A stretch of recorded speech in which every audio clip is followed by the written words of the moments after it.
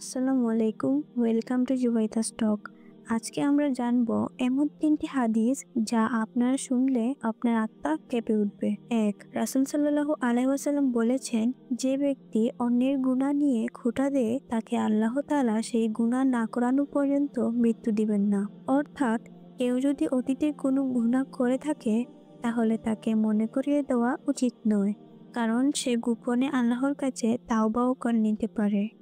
আপনার খোঁটা কিংবা আপনার কথার ফলে আল্লাহ রাগান্বিত হতে পারেন এবং আপনাকেও গুনাতে শামিল করতে পারেন।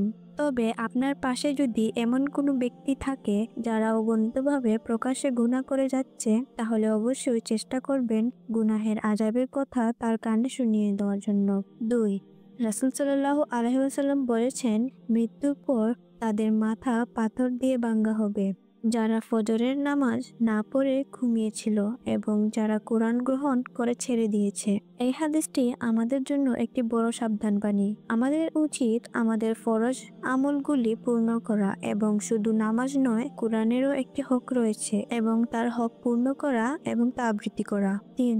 রাসূল সাল্লাল্লাহু আলাইহি ওয়াসাল্লাম বলেছেন, আল্লাহ তাআলা বলেন, তুমি ওই দিনকে ভয় করো যেদিন তোমার মুখে তালা লাগিয়ে দেওয়া হবে আর তোমার হাত পা তোমার কৃতকর্মে সাক্ষী দিবে। আমাদের যতটুকু সম্ভব সকল খারাপ এবং গুনাহবিদ কাজ থেকে দূরে থাকা উচিত। আল্লাহ যেন সবাইকে ঈমান ও নেক আমল আয়ত্তে আনার তৌফিক দান করেন। আমিন। আর এটাই ছিল আমার আজকের ভিডিও। ভালো লাগলে লাইক, শেয়ার এবং সাবস্ক্রাইব করেন। কথা হবে পরবর্তী ভিডিওতে। ততক্ষণ পর্যন্ত ভালো থাকেন, সুস্থ থাকেন। আল্লাহ হাফেজ।